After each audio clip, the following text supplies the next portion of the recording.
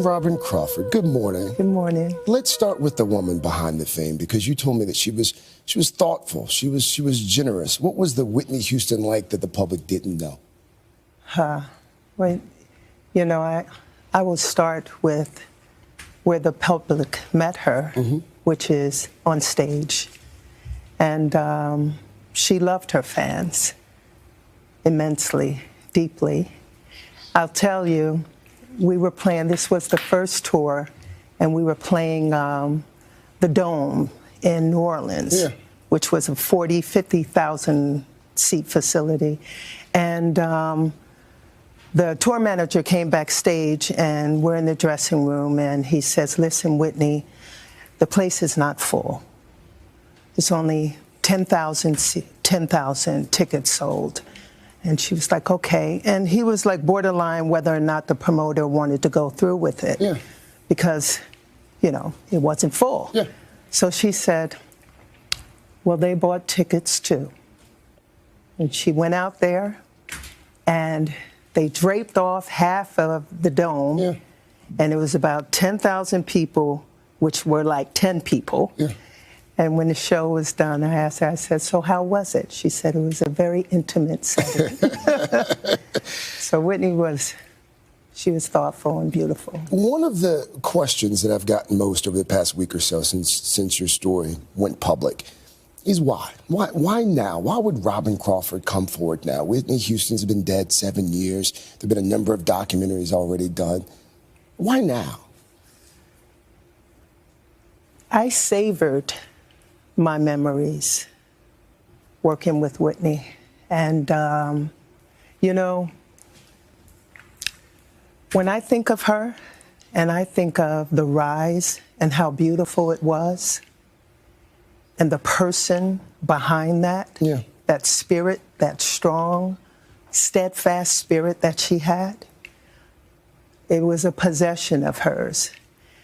And fast forward to the struggles that she had, for me, it began to cover her.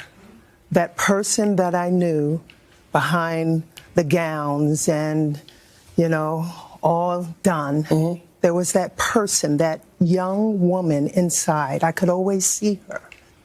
And I felt with all the tone that had become negative, and those that were speaking about how it was with her. You didn't want her to always be remembered as a drug addict and someone who just had this tumultuous relationship with Bobby Brown. You felt like her legacy deserved more. I felt like all that she had left us, all the accolades, all the awards, were like she was covered with all the tragedy. Yeah. Her legacy was just covered. And I just wanted to reach and pick her up, take everyone into the Whitney that I know, that chose this career, who was ready for this career, who elevated to heights that one could only dream of. I wanted to lift her legacy where she could hold it. That's cool. I want to go back to the early 80s here for a moment, because her career starts to take off. Then she signs with Arista Records, and then she comes to you one day and she tells you that the physical part of your relationship has to stop. Why did she do that? Well, obviously she felt it was necessary. You know, I didn't question Whitney why she chose to do things. I listened to her. If I felt a need to express, you know, my opinion, I did. Sometimes she would say, did I ask you? So in this case, you know, I took her lead. It's kind of like, here is someone who is asking something more of me. And we had our eyes set on the love of her gift and reaching people, and she wanted me by her side in every way. Whitney was someone, she was the kind of person you wanted to love. And loving her unconditionally for me would only make our love strengthen. How hard was it for you when she decided to marry Bobby Brown? how hard was it for me? Yeah. I mean, this was a choice. This was a choice of hers, of someone that she said she loved and wanted to spend the rest of her life with. I supported that. How did you see her change after the marriage? You know, I wasn't around that much where I could clock every change. The behaviors that I saw, I was uncomfortable with. What kind of behaviors? Well, you know, everything that was in the press. The drugs. The disputes. The fights. We'd be in the middle of an award show or be coming off of a great tour, and Whitney would be asked the questions, even though she was not with her husband. So what's up, you know, what's going on with Bobby? I just, you know, it was a lot for her to take on. It was a lot for us to manage. You left the inner circle as a result of Bobby Brown. There was a... That's not true. No? No. Bobby was annoying. He was very annoying. So why did you two end up falling out? Who? You and Whitney. You know what? Whitney and I didn't fall out. I was always there for her. She knew that. But Robyn, you didn't talk to her for, it was 15 years. When she died, you two were estranged. We talked, we were never estranged. Estranged means that someone calculated and said, okay, you don't come here, you know, that is not true. But you stopped working for it. You stopped working with it. I moved on because I felt like I had done all that I could do, but she knew where to find me. And Bobby had nothing to do with that. You know what? Bobby had something to do with the moment of me where I said I had enough. But even then, I was still on her payroll for, you know, close to a month after that. Do you think that if you had been as close as you were to her in the 80s, that Whitney might still be alive today? You know what? I don't know what would happen, what would have happened if I would have stayed. What I do know is that my love for her and the bond that we had allows me to sit here today. I want to ask you about something while I have you here. The disturbing claims that came out in that documentary, Kevin McDonald's documentary, last year. In the film, there were allegations that Whitney was molested by a cousin when she was small, Dionne Warwick's sister, Dee Dee Warwick. Did she ever mention that to you? No, she did not. She never mentioned to me that she was molested by Dee Dee. And we talked a lot about our families, and she shared, you know, her concerns about her family and disappointments and the love of her family. And if there was any truth to that, I would know about it. I know that you are a fairly private person. How are you? I mean, over the past week or so, your name, your face, it's all out there for the world to see. How are you holding up? You know, like I want to celebrate Whitney. I know how Whitney felt sitting in the hot seat. And I just feel that if I am going to take the moment to sit here, I want to share the beautiful things about this person. And she's been with me throughout. I wouldn't have been able to tell the story that I've written without Whitney, without my mother, without my brother. And what I will say is on my way here, I was thinking of her and she said, "Welcome to my world." Robyn Crawford, thank you. Thank you. Thank you. Thank you for having me. Again, the book is A Song for You. And for more about the book, you can head to today.com/shop.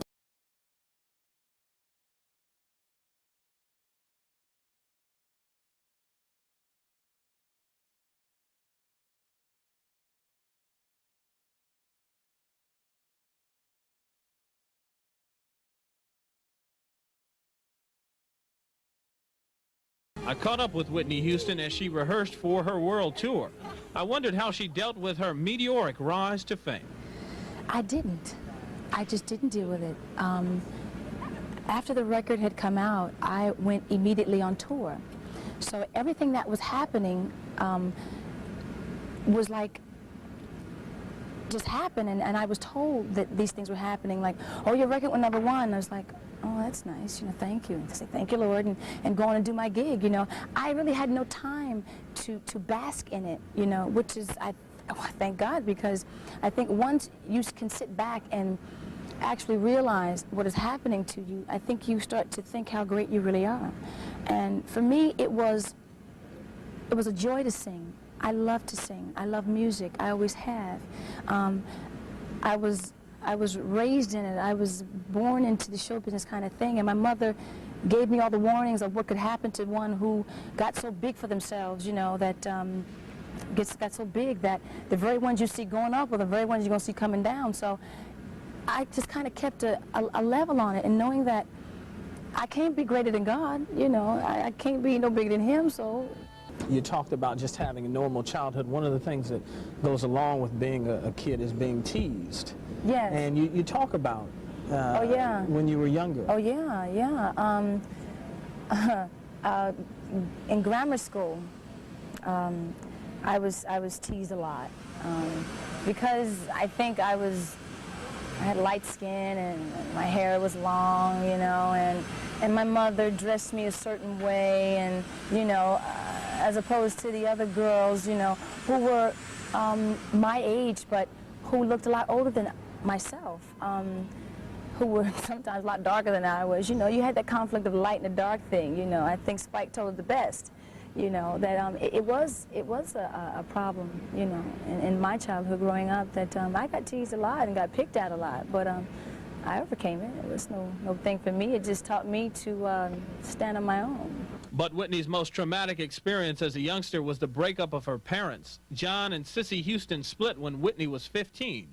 She remains close to both parents, but I wondered if as a child she tried to place blame for the breakup.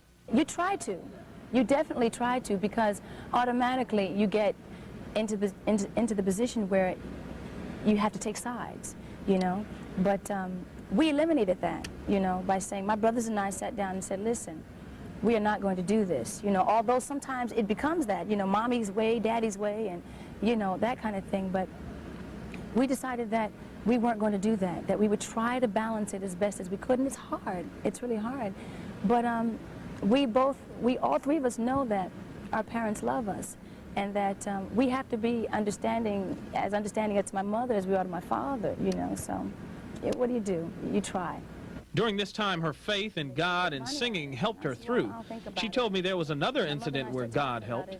My brother and I were playing. I was very young. I think I was about 6. And I had a hanger. I was, you know, kids played with stuff, and I had my tongue out, and I was dangling the hanger, and I was playing, and we started rustling and wrestling and stuff, you know, and then he did like this, and he hit the hanger, and it went in the back of my mouth, and it went so far back, and I pulled it out. And as I pulled it out, I ripped a lot of my roof, and it was about an inch away from my vocal cords. And the doctor said that if it had went any further, I wouldn't be able to speak to this very day. Let alone sing. That's right. Yeah, I'd be doing this. Fortunately, Whitney's destiny was to sing, not sign, though she says she didn't always want to be in the spotlight. I didn't want to sing, really. It wasn't my intention to be a solo artist. I was perfectly fine being in the background singing in the choir, you know. I enjoyed that so much because I had my friends, my cousins, and everybody was in the choir, and, you know, I enjoyed that. But one day my mother said, I want you to do this song, and I was like, I don't want to do this solo song. She said, but I want you to do it because I know that you have it. And she said, Mommy wouldn't let you do it if she didn't think you had it. So I went out and I tried it, and there it was. I closed my eyes and I sang the song, and I opened my eyes, and the church, the Holy Spirit had come to the church, and it was an uproar, you know. And I guess from there I said, well, maybe this is what I should do. You can't necessarily go and meet somebody and maybe become as quick of a friend as you would want to because you don't know what they want. It disturbs me sometimes that I can't just go out like everyone else and associate and meet people as a regular person. I try to, but it's difficult because they already have this image of me, you know, as to how I am, what I am, you know, that whole thing. I try to be myself, but people often try to be other people other than what they are, you know, which totally puts my guard up, you know, because then I always ask, well, now what you want, you know, what do you want out of me, you know. It's a very difficult thing, and sometimes it does disturb me that I just can't be myself, and that people just can't get to know me for me, not for what I am, but for who I am. Some say she's whitened her records to gain more sales. I don't sing white and I don't sing black. I sing. That's what I do, you know. Sell out. When I sing from my heart and my soul, so I don't know what this sellout business is. I made good money, yes, but I think that anybody who was in my shoes would want to do the same thing. Then there's the rumor that Houston is a lesbian. She has constantly denied this rumor, but it seems to persist. I asked her why she thinks it won't go away. It's because people don't know. I don't make it a habit of putting out in the street whom I'm sleeping with or who I'm with. My private life, that little piece of my life is mine. I want to keep that. You know, not that I'm sleeping with, you know, this one, that one, that one, this one. I'm not a promiscuous person like that, you know. I think it's because they don't know, and because I do keep my life to myself.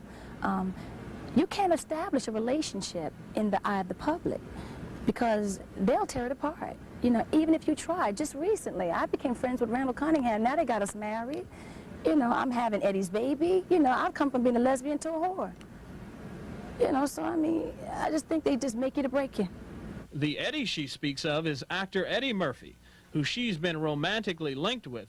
She insists they're only friends. Most recently, the Gossip magazines report Houston and NFL quarterback Randall Cunningham are an item and ready to marry. Randall and I are just friends. We're really just acquaintances. That's about it. It's not serious. I'm not marrying him. We're just friends, and that's it. We don't even talk on the phone. We just had a conversation and a date. I was in Antigua. He came down for a couple of days. We spent a little time together. We went home. Last question on the personal side in terms of dating. We don't even know the man's name, just the ring man, they call him in the press. The Rain Man. Let me put it to you this way. Is there somebody that you're seeing, just to keep those who read the rag mags happy, right. Is there somebody that you're seeing? Yeah, I'm seeing someone. Absolutely. Sure. Sure. I'm seeing you right now with my own two eyes. You say your mom said you see the same ones going up and coming down, and people today would say that's a ridiculous question to look at the status you've attained, but do you worry about it? I mean, do you go home sometimes and sit down and say, man, this could be over? Sometimes. Public can be very fickle as to what they want. There's a lot of things happening today as far as the sexuality that I just won't do, you know. If that's what it takes to get music over, then I don't really want to be part of it, you know. I sing, and I sing from my soul and from my heart, and I think that should be enough. I think sensuality is a natural thing. It should not have to be put on. Sometimes I think about, well, maybe they're not ready for me. Maybe what I do, they just don't want, you know. But I'm constantly told that the human voice has more longevity than, you know, all this stuff and, you know, all that other crap that's going on out here. So I try to remain with that. I try to remember that this gift that God gave me is He did it. And when He says He wants it to stop, then that's when it'll stop. I'll make that choice as to whether I want it to end or I want it to continue, you know. Let me see if I can get Whitney Houston to tell me about Whitney Houston. Let me read you some of the things that have been said about you. One-word definitions. Ooh, okay. Wholesome, refined, bossy, stuck up, bitchy, in charge. What do you say you are? Go over the list one more time. Bossy, refined, wholesome, stuck up. No, not stuck up. Bitchy, in charge. I can be bitchy when I get my monthly. I can be very bitchy. I think when you PMS can make you that way. But bossy, I am a boss, so I have to do what I have to do. I have to make certain decisions that a boss would make. No, I'm not a very bossy person, no. It's very hard for me to be bossy because a lot of my family members, a lot of my friends work for me, but I do say what I want, you know, and I do give direction as to what I want, you know, done, but if that makes me bossy, then I guess maybe that's what I am. Wholesome? Yeah, pretty wholesome. Pure? No. Virgin-like? No. Saint-like? No. There's no saints down here on earth. They're all up in heaven with God. Quote from you. Love show business, but don't live it. Yeah. Yeah, I love it. I love the madness. I love the madness of it, but I don't live it every day of my life. I am a person. I'm a human. I cry, you know, I go through my changes and, you know, I do everything I think every other normal person does, you know. I think because I am famous, people like to sensationalize, oh, she was digging up her nose, you know.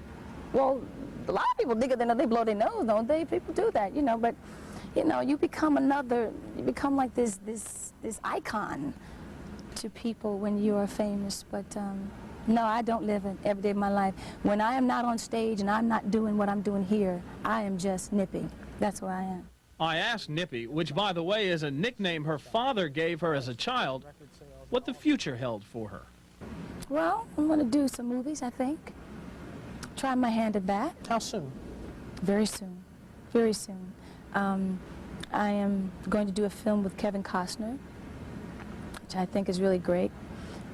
He believed in me more than I knew, you know. He called me and asked if I would do a film with him. I said, well, I don't know about that, you know. You're pretty huge, you know. You're an accomplished actor, and what makes you think I can do it? He says, because I know you can. I always knew that I could act. It was just a matter of time and when, you know, when I was ready to do it. And now I'm ready to do it, and I'm going to do it. So that's a part of the future plan. I like to get married, or have some kids, or have kids and get married. Either way it comes, you know. It's kind of difficult right about now, you know. Sometimes men are so high you can't get over them, and too low you can't get on them. I'm just trying to look for a middle ground here, and it's kind of hard. But, you know. I've never heard it put in funkadelic terms. Yeah. But yeah, we can deal with that. Finally, is there something that you'd like people to understand, to know about Whitney Houston that was in the appearances they don't know? Ed, that's hard. I don't know. I think that if I said anything right now, that if I said anything that indicates that would help you to know me better, people would still want to know more. You have to live with me in order to know me. I'd have to live with you in order to know you, you know. It's very difficult to try to say, well, I'd like for you to know that so-and-so and so-and-so, or this and that, you know. No, that's hard. I think in time, as I get older and as they see me grow into this old woman, I think they'll say, I think we know her pretty much now. You know, when I'm dead and gone, they'll know me.